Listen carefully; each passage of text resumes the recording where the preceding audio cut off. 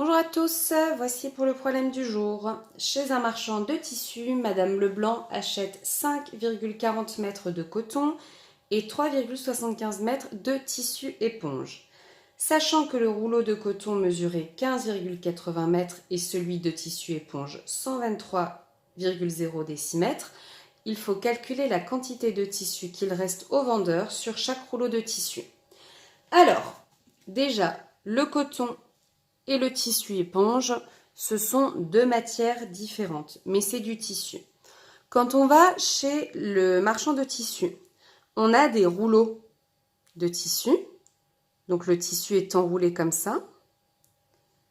Et quand le marchand de tissu nous coupe un morceau de tissu, il vient dérouler ici le morceau de tissu et il vient découper.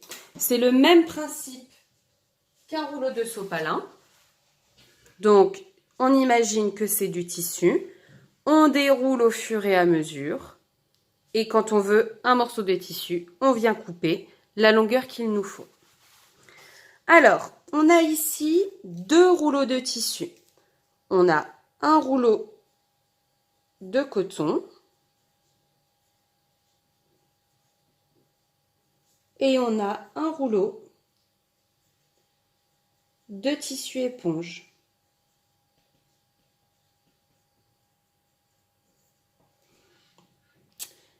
J'achète 5,40 mètres de coton, donc ce que Madame Leblanc achète.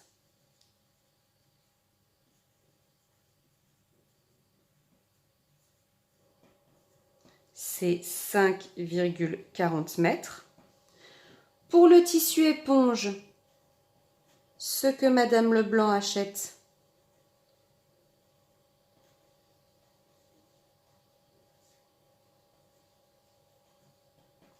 c'est 3,75 mètres.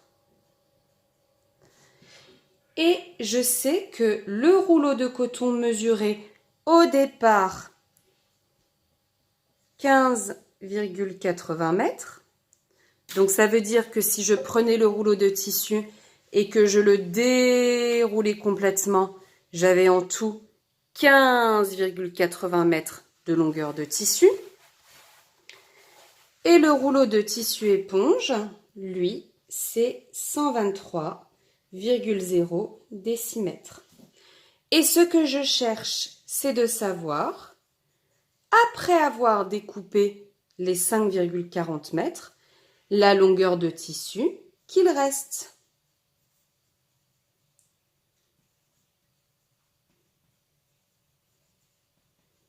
Et je cherche ça également pour le tissu éponge, la longueur qui reste.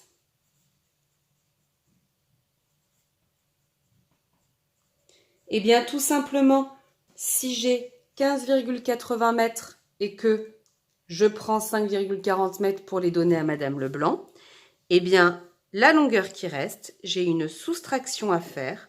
5,80 moins 5,40. 0 moins 0 me font 0. 8 moins 4 me fait 4. 5 moins 5 me font 0. 1 moins rien me fait 1.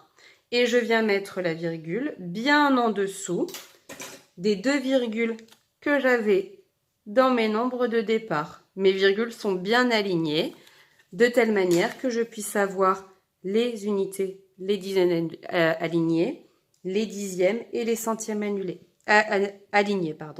Et donc, je peux maintenant dire qu'il reste 10,40 mètres de coton. Et je viens procéder de la même manière pour le tissu éponge. Attention, petit piège, pour le tissu éponge, on a 123 décimètres. Si je trace mon tableau de conversion, je vais tout mettre dans la même unité, ça va être plus facile pour calculer. Donc, je trace mon tableau de conversion avec mes millimètres, mes centimètres, mes décimètres, mes mètres, mes décamètres, mes hectomètres et mes kilomètres. Donc, j'ai 123 décimètres de tissu au départ. Eh bien, ces 123 décimètres de tissu, si je m'aide de mon tableau de conversion, je vois que ça me fait 12,30 mètres ou 12,3 mètres. Ce zéro-là n'est pas obligatoire.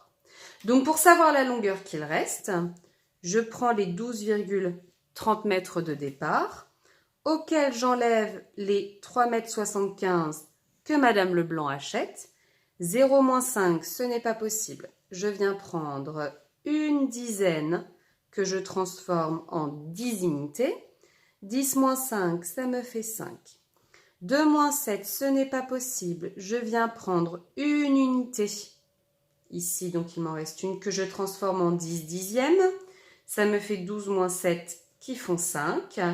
Et ici, il me reste 11 moins 3 qui est égal à 8. Et je viens poser ma virgule bien en dessous des virgules de mes nombres plus hauts.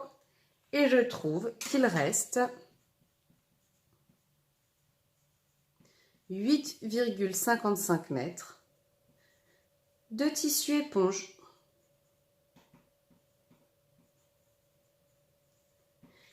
Et voilà pour le problème du jour.